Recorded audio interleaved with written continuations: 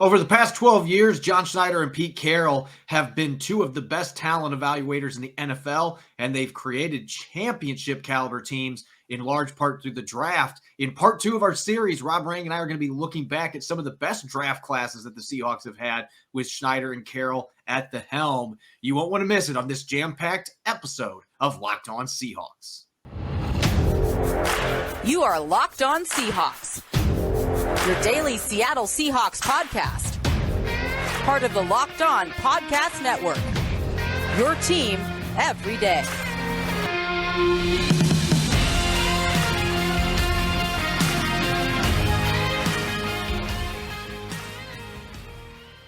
Greetings, 12. This is Corbin Smith, your host for Locked On Seahawks. Joining me for our Wednesday episode, my co-host in crime, Rob Rang. Thanks, as always, for making Locked On Seahawks your first listen 5 days a week. We greatly appreciate it. It's been the best month that we've ever had for downloads, and that all goes back to you, the listener. Again, we greatly appreciate the support and your willingness to hear Rob and I ramble on about Seahawks stuff 5 days a week. We've got another jam-packed episode coming your way. We're going to be checking out some top cornerback prospects and a few late-round sleepers as well as we get closer to the 2022 NFL Draft. And we'll be continuing our two-part series looking at some of the best draft classes that the Seahawks have had under John Schneider and Pete Carroll dating back to 2010. Now for your lead story here on Locked On Seahawks. DK Metcalf is only 24 years old. He's entering his fourth NFL season. He's already been an all-pro selection a couple years ago. He holds a number of records for the Seahawks. It would seem like a player who's an ascending talent like DK Metcalf would not be available for trade. But, Rob, I think we've learned from what just transpired with Russell Wilson that anytime that rumors continue over a prolonged period of time, there's probably not just smoke there, and we continue to see reports circulating about teams having interest in trading for DK Metcalf. At this point, it's suggesting to me that while the Seahawks probably aren't going to be making a move here with him going into the final year of his contract and what teams have been able to fetch trading away Devontae Adams and Tyreek Hill recently, that John Schneider's at least open to listening if some teams are going to call and inquire about Metcalf's availability. I will 100% agree with you, Corbin. I mean, I don't want to see DK Metcalf traded anywhere else from a Seattle Seahawks perspective because we know what an incredible talent he is. But you just hit upon it. I mean, not only obviously was the fact that Seattle did make the big trade of Russell Wilson, but the moves for Devontae Adams and Tyreek Hill and the incredible hauls that the Green Bay Packers and Kansas City Chiefs received in compensation. To me, you have to have that conversation if you're John Schneider and Pete Carroll at this point. If you truly are doing a rebuild, then again, I think that you have to at least consider the fact. Now, again, one of the things that would concern me a little bit from a Seattle's perspective before you just start, jumping into this idea of trading him is that he is 24 years old. You could do a rebuild and still keep one of the most dynamic wide receivers, certainly in Seattle's history, but I would argue in NFL history that happened to fall into your lap at number 64 overall a couple of years ago. But at the same time, because of that youth, because of at least the perception that there still is some untapped potential with DK Metcalf, you might be able to get that much more out of a trade for him to somewhere else. So I think that this is something that Seattle absolutely has to consider. I think that Seahawks fans have to start warming to the idea that we're talking about at least $25 million per year for a wide receiver in a system, as long as Pete Carroll is head coach, that is going to be wanting to run the football and playing defense before they're going to want to be highlighting a big play receiver down the field. So that, to me, is really the conversation here is, can you swallow the idea of paying that much money to a guy who really isn't necessarily, at least by the way that the offense is set up, isn't supposed to be the star of the offense? The running back's supposed to be that guy. I've said this on earlier shows because this is a topic we have touched on already a couple of times. But if somebody like the Jets, that's the team that has been thrown around, kind of the hot topic team out there that could use a star receiver. They've got a young quarterback that they think is going to make a big jump in his sophomore season in Zach Wilson. But to allow him to make that jump, you got to have weapons for him to throw to. So the Jets have been a team that has been frequently thrown around. Their general manager a few days ago said that they could be aggressively looking to make a move there. They were involved in the Tyreek Hill trade talks before ultimately the Chiefs dealt him to the Dolphins instead. So they want to add a big play wideout. If a team like that comes to you and offers a first or 2 first-round picks, second rounder, and additional picks on top of that, again, you do have to at least sit and consider that. But I still maintain what I've been saying for the last couple of weeks as these rumors have continued to float around. I'm not trading a 24-year-old receiver that already has all-pro talent, and you mentioned untapped potential. I still think that this kid has a lot of room to grow, even though he's averaged 1,000 yards a year since coming into the league, and he's one of only 7 receivers all time to have over 3,100 receiving yards and 29 receiving touchdowns in his first 3 seasons. We talked about that last week, that this kid is in rare company, and he isn't even 25 years old yet. And yeah, you can look at the scheme fit and say, well, why pay a receiver that kind of money, especially when you just extended Tyler Lockett? But you don't have a high-priced quarterback that's going to be on the books after this year. And unless you go out and make a splashy trade for a big-name quarterback a year from now, you aren't going to have that big quarterback contract on the books, because you're certainly, if Drew Lock pans out, he's not going to be making top 10 quarterback money. That's not going to happen. If he doesn't pan out, you end up drafting a quarterback, you've got a rookie salary. Even if it's a first-round pick, that's going to be significantly lower than what Russell Wilson was making on his last contract with the Seahawks. And so you have money to spend. And if you don't think you're in a full rebuild, which that's the message that John Schneider and Pete Carroll are trying to sell, it's a lot harder to sell that idea if you basically start selling the farm. You can understand why they moved Russell Wilson. That kind of became a situation where they had to. Bobby Wagner, cutting him his salary, his age, you can at least understand the reasoning behind that. It would be very hard for Seahawk fans to stomach the idea that this team is not entering an all-out rebuild, though, if you turn around and then trade a 24-year-old receiver with the rare gifts and talents, and one that had been saying for weeks that he wants to be here. He was on the Kevin Garnett show last week and said that he's ready to step up as a leader. Like, this is not a guy that's forcing his way out of town just because Russell Wilson got traded. He seems eager to start working with Drew Lock. So he wants to be here. He's young. He's an incredible talent. You have money to spend unless you get just absolutely blown away by an offer that you can't refuse. I don't know why you would make this move. No, I 100% agree with you. Everything you just said there. You have to be blown away by a deal because, DK Metcalf didn't have to, publicly support Drew Lock the way that he has. He didn't have to go on to, as you mentioned, Kevin Garnett's podcast and kind of tout how excited that he is. He feels like this is his time to kind of step up as a leader. That's what, that's got to be exactly what the Seahawks want to hear him say.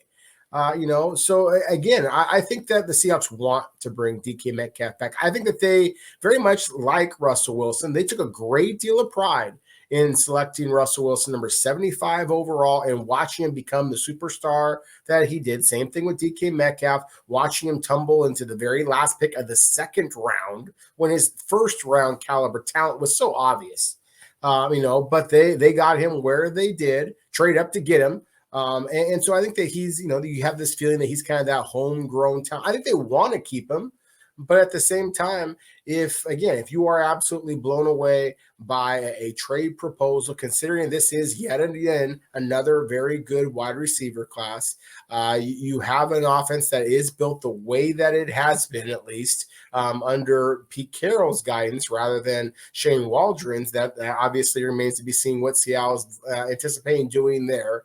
I still think that Seattle wants to keep DK Metcalf. I think that they should keep DK Metcalf. But we are living in a different era of NFL football, Corbin. I mean, just here in the last couple of weeks, we've seen guys, wide receivers getting traded for multiple first-round picks. I mean, it just seems like we're in a crazy environment right now. And so, again, I think the Seattle has to explore whatever opportunities that NFL clubs are going to be thrown to them, whether they be New York Jets or anybody else, Green Bay Packers included. Yeah, I think that they have to be willing to listen. And like John Schneider said at the combine, some foreshadowing on Russell Wilson's front, but they're always going to pick up the phone and they're always going to answer. That doesn't mean that they're going to make a trade, but they are going to keep all options open. And it is a new time with the salaries being thrown around to receivers, the amount of receivers coming in each year. It is a different environment now. So we'll see what happens. I think he's still going to be with the Seahawks, but as we've learned with Russell Wilson, anytime there's smoke for this long, there's probably some fire there. And so fans are going to be a little on edge leading up to this draft coming up next month. We're going to shift to talking about the draft now. Part 2 of our series. Yesterday, we looked at the worst drafts that John Schneider and Pete Carroll have had during their 12 prior seasons with the Seahawks. We're going to be much more positive today. We're going to break down some draft classes that were among their best. So some positivity today on the Locked On Seahawks podcast. If you're like me and you're trying to keep your New Year's resolution going, I've got some advice for you. Make sure to load up on Built Bars, 100% chocolate, the best tasting protein bar on the market. If you haven't tried Built Bar Puffs yet, you absolutely need to. They will become your favorite. A ton of delicious flavors. It's a protein-infused marshmallow, basically a marshmallow on steroids, and they're delicious. You get awesome flavors like banana cream pie. They're going to become your favorite. Regular Built Bars have tons of great flavors as well. Peanut butter brownie, salted caramel, orange cream. They're coming out with new flavors every single month, so make sure to check out their website, built.com, to see what new flavors they're cooking up each month. Less than 200 calories for most Built Bars, only 4 net carbs, and they also come with 17 grams of protein. So the perfect pre-workout snack or post-workout snack, depending how you choose. Maybe you can do both if you really enjoy Built Bars like I do. Make sure to check out the Built.com website and enter in the code LOCKED15 to get 15% off your order. That's LOCKED15 to get 15% off at Built.com. You're listening to the Locked On Seahawks podcast, Wednesday edition. I'm your host, Corbin Smith. Joining me as always, Rob Rang. Thanks for making Locked On Seahawks your first listen 5 days a week. And make sure to check out the Locked On NFL podcast, which streams 5 days a week on YouTube and can also be found on Apple Podcasts, Google Podcasts, and Spotify. We've got 32 experts covering all 32 teams, dishing out their insight and analysis. So make sure to check it out. Again, Locked On NFL podcast available on all major platforms and streaming 5 days a week on YouTube. Continuing our series from yesterday, we started off with the negative. We've got to end with a positive. Rob, we were looking at some of the worst draft classes that John Schneider and Pete Carroll have had during their previous 12 seasons in Seattle. And as everybody should know, with this team being in the playoffs most of the seasons that John Schneider and Pete Carroll have been in the Pacific Northwest, they've had their share of success with draft classes as well, particularly in the early years. Let's talk best draft classes. Now, I'm just going to be right up front. You know, we were able to debate yesterday. I don't think there's any debate what the best draft class for the Seahawks all time is, let alone with John Schneider and Pete Carroll. That 2012 group, Russell Wilson and Bobby Wagner, 2 future Hall of Famers being drafted on day 2. You get J.R. Sweezy, a multi-year starter who was a defensive tackle that moved to offensive line. You get him in the 7th round. Your first-round pick, Bruce Irvin, was a quality player that has over 50 sacks in his career. That was easily the best draft class that the Seahawks have ever had, let alone just in the John Schneider and Pete Carroll era. And it was truly the draft class that turned this into a Super Bowl team. Oh, no question about it. I mean, my goodness. I mean, it was absolutely phenomenal draft class. And, you know, you kind of just happen to mention Bruce Irvin there at the end. To me, that was one of the more exciting picks. I knew Seattle was high on Bobby Wagner. I knew that they were high on Russell Wilson. I told the story before. You know, I literally was in New York City for that draft. CBS had brought me in at that point, and I winked into the camera when Seattle drafted 75th overall and selected Russell Wilson. You know, it was funny because one of my co-hosts, they noticed that ESPN's coverage showed the cameras on Russell Wilson in his home. And he kind of mentioned, he's like, why are they showing Russell Wilson? There's no chance that he's going right here. And then, boom, they made the selection, and he turned to me knowing that I was a Seattle guy. And I just said what I knew then and I know now. is that Pete Carroll was very much on board with this, but this was a John Schneider selection of Russell Wilson, number 75 overall. He'd been high on him for a long, long time. And all of the, as much as we want to kind of just gush about Russell Wilson and Bobby Wagner, I thought the selection of Bruce Irvin really kind of just showed that Seattle was a little bit more willing to do things differently than NFL teams previously were doing things. They were absolutely going to go for these elite athletes. They could sense that the game was changing. Bruce Irvin, I thought, typified that as much as anybody. Again, with all due respect to the future Hall of Famers that are Russell Wilson and Bobby Wagner. So that 2012 class is absolutely special for so many different reasons. But, it's kind of unfortunate, in my opinion, Corbin, because I think there's a lot of Seahawks fans out there that frankly got a little bit spoiled with how well that Seattle drafted early on. And the fact that they have been, that Schneider and Carroll have been together as long as they have, I think there's been this idea that the Seattle is terrible in the draft. And I beg to differ with that. You used to, kind of produce the draft podcast I used to do with Scott McLuhan, who is still, in my opinion, is as good or better than any talent evaluator I've ever had the pleasure of talking to. And he used to talk about what Ron Wolf, another incredible talent evaluator, obviously at the Green Bay Packers for, a great deal of his time. He used to hope to get one out of every three and hope and plan to get one out of every four of his draft picks right. You're basically, that's baseball stuff. You're looking to hit 300. And that's what the Seattle has done for this entire time. And so this idea that Seattle is not very good in the draft, I think is laughable, frankly. And the people who say that Schneider should get fired, Pete Carroll, are you paying attention to what's going on in the NFL? I mean, unless you are one of those teams that gets these first-round picks year after year after year, these early first-round picks, and hits those out of the park, then even the greats, the Bill Belichicks of the world, I mean, look at his draft record. And I don't want to clown Bill Belichick, but it's difficult to anticipate who is going to be successful. So rather than go back to some of those past years, I'm going to kind of focus in on some of the more recent years. I think the 2020 draft class is a phenomenal draft class. I mean, Jordan Brooks is playing really good football. I mean, I think he's a future possible All-Pro, certainly a Pro Bowl kind of a guy. I think Darrell Taylor can be that guy. I think Damian Lewis, the fact that he walked in and was the most reliable of Seattle's rookie classes right off the jump. I think as a third-round pick, 69th overall, the upside that Kobe Parkinson possesses, the play that we have seen, at least in flashes, from Alton Robinson. Let's go back a couple of years before that. What about the 2018 class? And obviously a bit of it is Rashad Penny. Depending on how you feel about Rashad Penny, and is he the guy that he flashed these last couple of, those last 5-6 games of this past season? But my goodness, if you look at that class, Rashad Penny is a good football player. Rasheem Green has played a lot of time in the NFL, and I still think that he's got a long ways to go in his NFL career. Will Dissly being the player that he is, Michael Dixon as an All-Pro, while he is not obviously with the Seahawks at this point, Trey Flowers is still a good football player. Jamarco Jones, Jacob Martin still in the NFL. I mean, you're talking about 6 or 7 of that 8-man class that are still in the NFL. That doesn't happen very often. So again, I think that Seattle's drafts just in general are a little bit underrated from a Seahawk and national perspective.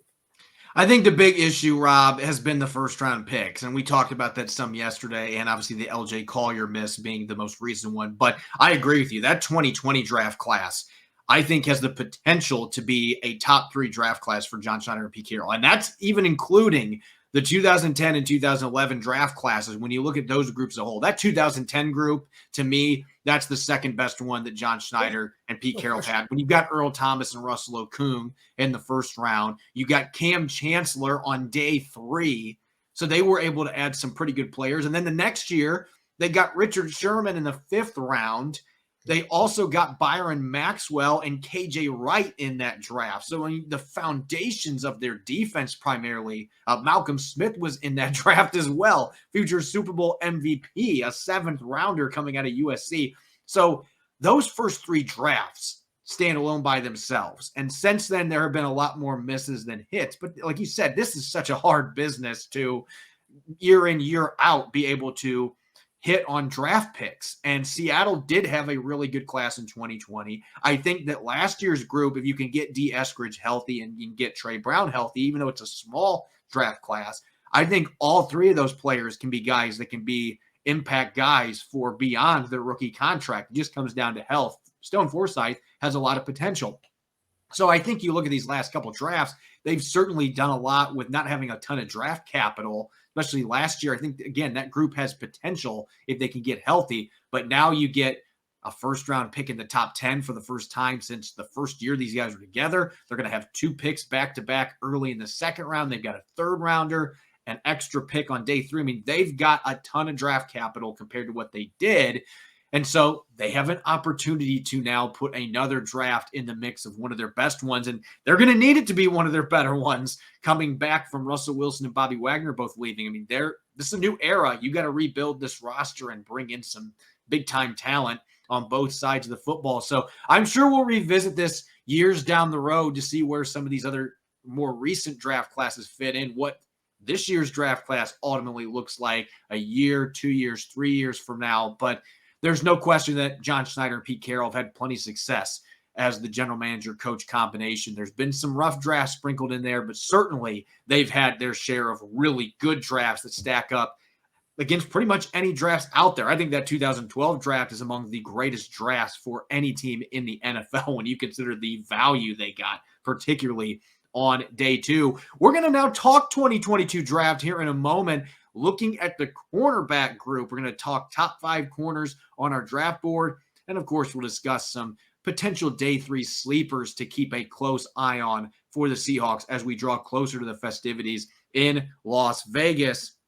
This episode is brought to you by Rock Auto. With the ever-increasing numbers of makes and models, it's now impossible for your local chain auto parts store to stock all the parts you need. Why endure often pointless or seemingly intimidating questioning and wait while the person behind the counter orders the parts on their computer, choosing the only brand their warehouse happens to carry? You have computers with access to rockauto.com at home and in your pocket. Why choose to spend 30, 50, even 100% more for the same parts from a chain store or a car dealership? Rock Auto is a family business serving do-it-yourselfers for over 20 years. They have prices that are reliably low for every customer, and they've got everything you could possibly need: brake parts, tail lamps, motor oil, even new carpet. Go explore their easy-to-use website today to find the solution to your auto parts needs. Visit rockauto.com right now and see all the parts available for your car or truck. Right, Locked On their How Did You Hear About Us box so they know we sent you. Amazing selection, reliably low prices, all the parts your car will ever need. rockauto.com. You're listening to the Locked On Seahawks podcast, Wednesday edition. This is your host, Corbin Smith. Joining me for today's show, Rob Rang. Thanks for making Locked On Seahawks your first listen 5 days a week. Time to transition away from past drafts to the upcoming draft. And yesterday we kicked off our position by position series. The most important position for the Seahawks to fill on offense, the quarterback spot. Now we're going to shift to the secondary, the cornerback position. Seattle lost one of its top starters in free agency, DJ Reed, going to the New York Jets on a 3-year, $33 million contract. They did bring back Sidney Jones. They've added a few other guys in free agency, reuniting with Justin Coleman, Artie Burns coming over from Chicago. But this still feels like a team, Rob, that absolutely could pick a corner fairly early in this draft. We haven't seen him with a top 10 pick since 2010. So even though they haven't picked a corner earlier than the 3rd round, a few of these corners at the top of the board might change John Schneider and Pete Carroll's thinking a little bit when you're talking about elite shutdown caliber corners that could be available to them.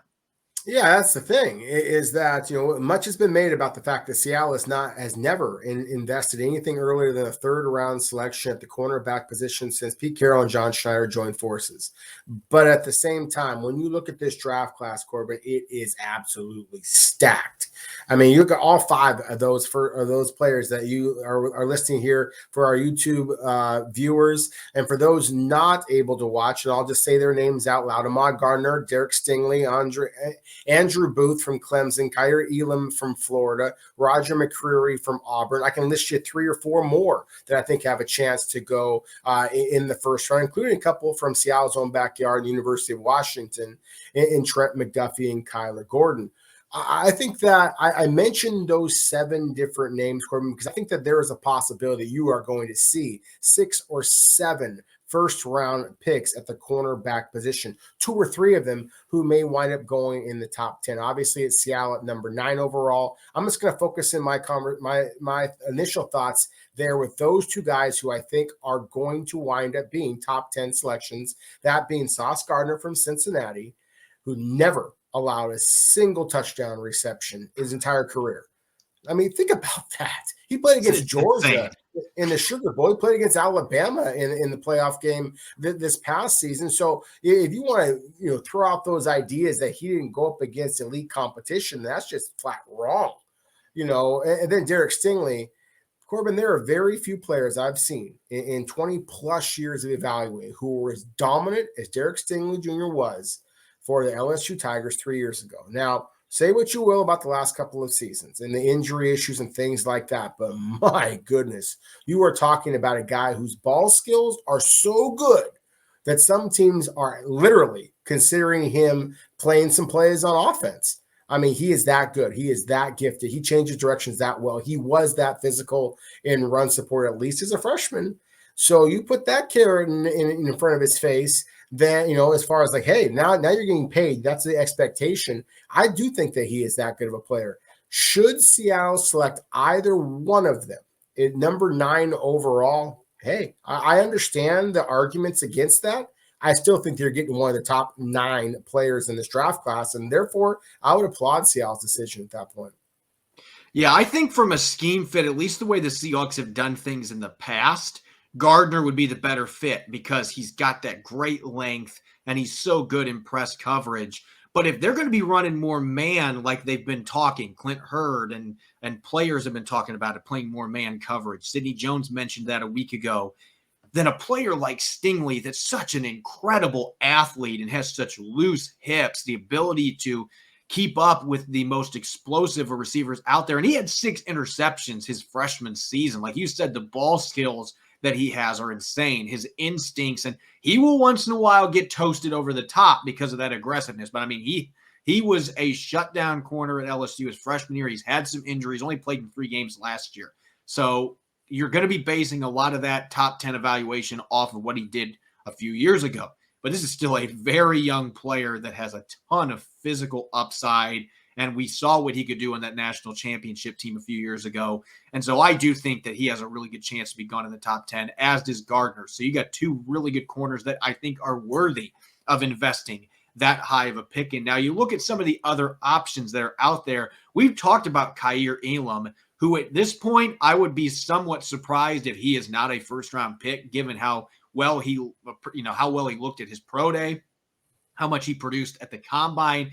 This kid is really young as well. So when you keep all those factors in mind, you got a young player that has great physical tools, has good ball skills, 5 interceptions in 3 years at Florida. I still have reservations about him as a run defender. I think a lot of that just has to do with mindset. He has the tools to be a good tackler, and there have been flashes, but he's been very inconsistent. So we know how much Pete Carroll values that. That is something that's going to weigh heavily into an evaluation of him. But he has a lot of the other boxes they're looking for checked off. He's got good size, good length, very athletic, plays a physical brand of football in coverage. You just want to see that translate to the run game. But he is certainly another name that I would keep an eye on. I don't think there's any way he's going at number 9. But if Seattle traded down, if he falls into the second round, he's obviously going to be a player that I think would be on their big board and that they would have interest in. And one other player, Roger McCreary, is on our list from Auburn. And I know there's a certain someone that has mocked him at least one time to the Seahawks during this pre-draft process. But that is a player that 2 years ago, I don't think you and I even would be having a discussion about him being on Seattle's board. He has really short arms, not a big corner, but he plays so much bigger. And after seeing what DJ Reed was able to do, what Trey Brown did in limited action last year. And this guy gets his hands on the football. 14 passes defense last year, had a defensive touchdown. He'll come up and he'll stick you. So he's got every other box checked off aside from the size and length attributes. Seattle seems more willing to explore players like that. You put him in a more man coverage heavy scheme, I think he can handle himself just fine. So that is another name that I think with pick 40 or pick 41, if they haven't picked a corner at number 9 overall, could make a lot of sense for them with one of those 2 second-round picks. Yeah, he absolutely could. I mean, as you said, Corbin, he doesn't check all of the Seahawk boxes. Roger McCreary, again, is the player that we're talking about here. Doesn't have the elite length. Frankly, didn't work out as well as that I had hoped. But my goodness, you just watch this kid on tape. Senior Bowl, all throughout his career in the SEC. He was moved around and asked to follow the opponent's number 1 wide receiver, and he got challenged an awful lot. I mean, there's no way you're going to get 14 pass breakups unless you have an awful lot of footballs thrown in your way. But I just love the resiliency. He actually kind of reminds me a little bit of DJ Reed, and that he kind of plays above his weight class, so to speak. Yep. And so, to me, that's one of the things that I just really like the player. I don't know that Seattle is necessarily high on him. I just think that he's a football player. I think that he is also among the top 41 players in this draft class. And so if he were available at the top of the second round and the Seattle still has an area or still feels that cornerback is an area of concern, then again, I would applaud that selection, even though it does not check off a lot of the boxes that they have focused on in the past. And,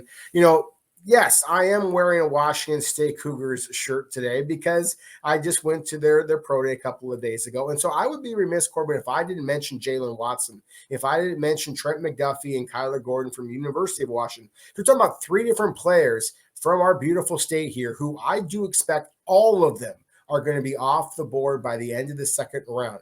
Jalen Watson, in my opinion, is one of the most underrated players in this draft class. Nobody seems to be talking about him. But then again, there's very few draft analysts who were there, in Pullman watching his workout and have really watched the tape the way that I have with this kid. He is a spectacular player, and people are just kind of sleeping on him. So if you want to talk about a guy who does check a lot of Seahawk boxes, who was incredibly passionate about supporting his teammates during this last pro day workout, really kind of check that box as well, just who he is as a JUCO prospect. There are always going to be those kind of questions about guys like that. I think that Jalen Watson is going to be a stud in the NFL, whether it be the Seahawks or somewhere else.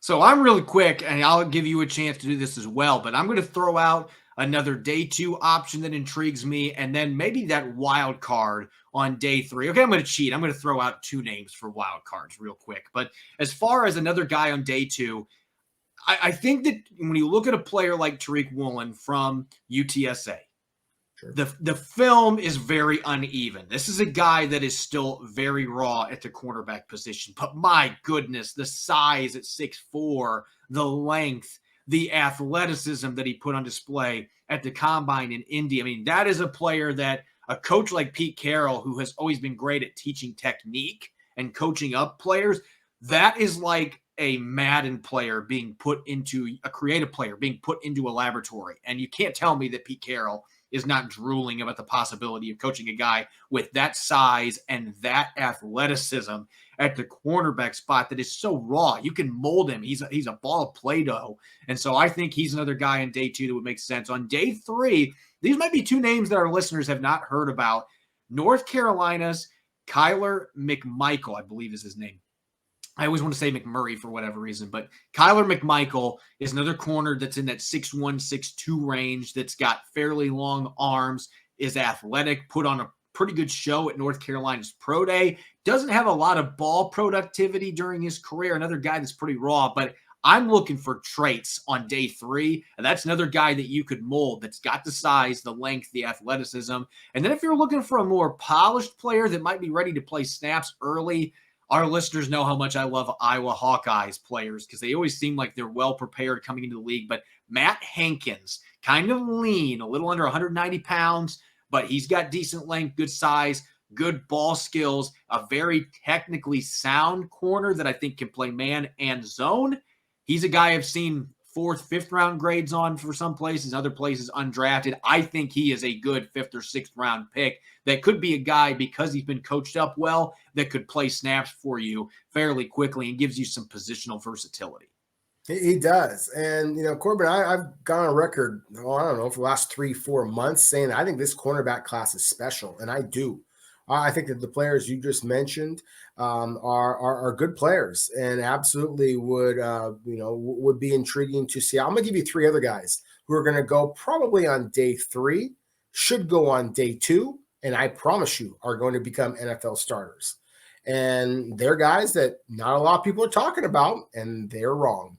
And that's Cam Taylor-Britt from Nebraska, former safety, plays the physicality that Seattle has always prioritized at the cornerback position. I wonder who mocked him to the Seahawks. I did, and he should be a top 100 selection. Just don't know that he's actually going to go there, but he should be. And then 2 of the guys from the Pac-12 that are not getting much attention, at least not nationally, but they are from the scouts, maybe not from the media. Chris Steele from USC, Chase Lucas from Arizona State. Both are really good football players. People are sleeping on a little bit nationally. They're going to wind up going a lot earlier than some people are projecting. Again, I don't know these guys are going to go to the Seahawks. I think that the fact that the Seattle has brought back 3 cornerbacks already in free agency suggests that maybe they're not even going to focus that much of attention in the draft. But these are all good football players who are going to wind up being successful for some NFL team. I'd be really surprised, even with the additions they've made, I'd be really surprised if they exit this draft without picking at least one corner, especially because this is such a deep, talented group at that position this year, and lots of Pac-12 flavor that we've thrown out in this episode as well. So keep some of these corners on the West Coast, bring them up to the Pacific Northwest, and have Pete Carroll and company coach them up. As always, thanks for making Locked On Seahawks your first listen 5 days a week. Make sure to check out the Locked On NFL Draft podcast as well.